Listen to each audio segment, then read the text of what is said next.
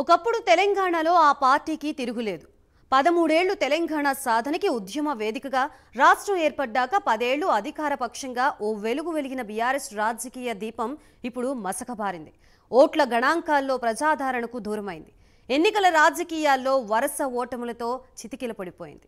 ఒకప్పుడు తెలంగాణ రాష్ట్ర సమితి టీఆర్ఎస్గా ఉండి తదనంతరం పరిణామాల్లో జాతీయ పార్టీ అయిన బీఆర్ఎస్ పార్టీకి ఇప్పుడు ఉనికే ప్రశ్నార్థకంగా మారిందన్న వాదనలు వినిపిస్తున్నాయి.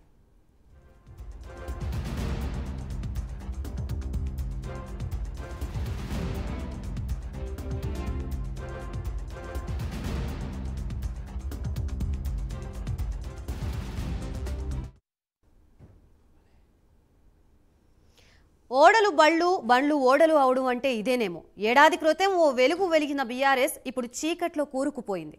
2023లో ఇదే సమయానికి బలంగా ఉన్న గులాబీ పార్టీ 2024లో ఇదే సమయానికి పార్టీ ఉనికే ప్రశ్నార్థకంగా మారింది.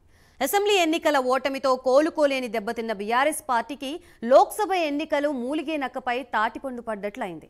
ఈ ఎన్నికల్లో ఒక్కటంటే ఒక్క సీటు కూడా దక్కించుకోలేకపోయింది. సిట్టింగ్ ఎంపీ స్థానాల్లో కనీసం 2 స్థానాల్లో కూడా నిలవలేకపోయింది బీఆర్ఎస్. అనుకున్నదొకటి అయ్యిందొకటి అన్నట్లుగా బీఆర్ఎస్ పరిస్థితి తయారైంది.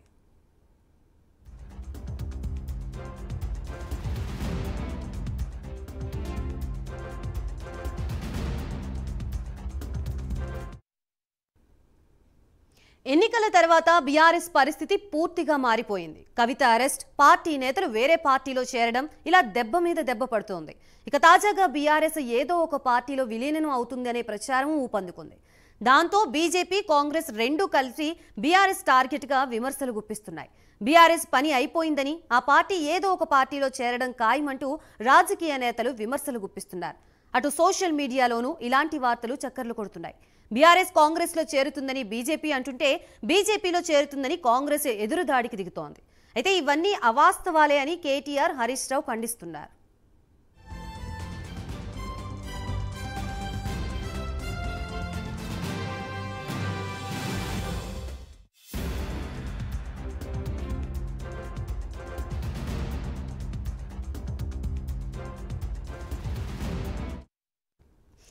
ఎలాగైనా పార్టీకి పూర్వ వైభవం తీసుకురావాలని గులాబీ బాస్ కేసీఆర్ భావిస్తున్నారు.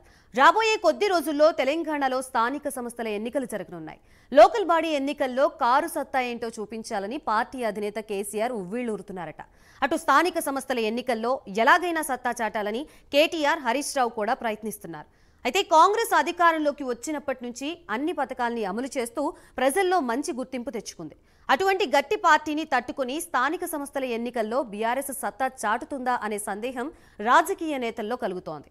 తాజాగా కాంగ్రెస్ ప్రభుత్వం రుణమాఫీ కూడా చేయడంతో ప్రజలే కాంగ్రెస్కే మద్దతు తెలుపుతారని కాంగ్రెస్ నేతలు ధీమాతో ఉన్నారు.